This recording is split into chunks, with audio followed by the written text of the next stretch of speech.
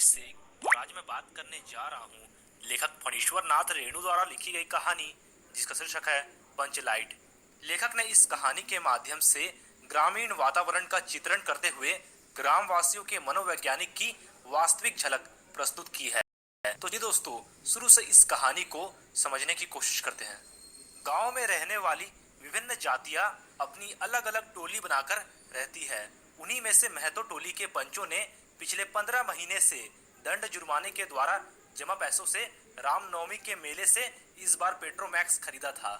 गांव वाले पेट्रोमैक्स को ही पंचलाइट या पंचलैट कहते हैं।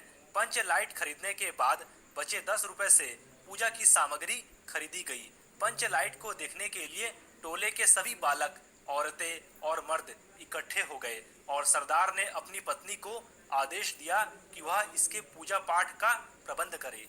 महतो टोली के सभी लोग पंचलैट के आने से अत्यधिक उत्साहित है, लेकिन उनके सामने एक बड़ी समस्या यह कि पंचलैट जलाएगा कौन, क्योंकि किसी भी व्यक्ति को पंचलैट जलाना नहीं आता था। महतो टोली के किसी भी घर में अभी तक ढिबरी नहीं जलाई गई थी, क्योंकि सभी लोग पंचलैट की रोशनी को ही चारों ओर फैला हुआ देखना चाहते थे। लेकिन पंचलैट के ना जलने से पंचों के चेहरे उतर गए और राजपूत टोली के लोग उनका मजाक बनाने लगे, जिसे सभी लोगों ने धैर्यपूर्वक सहन किया। इसके बावजूद पंचों ने तय किया कि दूसरी टोली के व्यक्ति की मदद से पंचलैट नहीं जलाया जाएगा। इधर गुलरी काकी की बेटी मुनरी गोधन से प्रेम करती थी और उसे पता था कि गोधन को पंचलैट जलाना आता है, लेकिन पंचायत ने गोधन का हुक्का पानी बंद कर रखा था।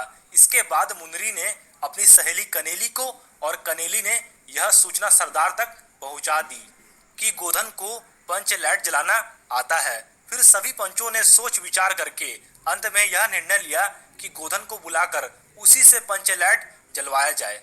फिर सरदार द्वारा भेजे गए छड़ीदार के कहने से नहीं आने पर गोधन को मनाने गुलरी काकी गई। तब गोधन ने आकर पंचलैट में तेल भरा और जलाने के लिए स्पिरिट मांगा, लेकिन स्पिरिट के अभाव में उसने नारियल के तेल से ही पंचलैट जला दिया।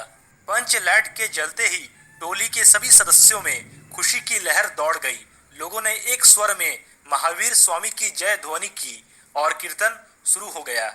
गोधन ने जिस होशियारी से पंचलैट को जला दिया था, उससे सभी लोग प्रभावित हुए थे।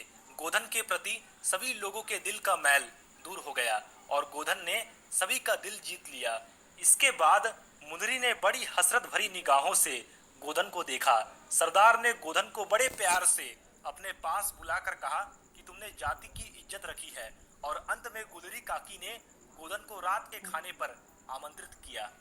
गोधन ने एक बार फिर से मुनरी की ओर देखा और नजर मिलते ही लज्जा से मुनरी की पलकें झुक गई। तो दोस्तों, इस वीडियो को लाइक और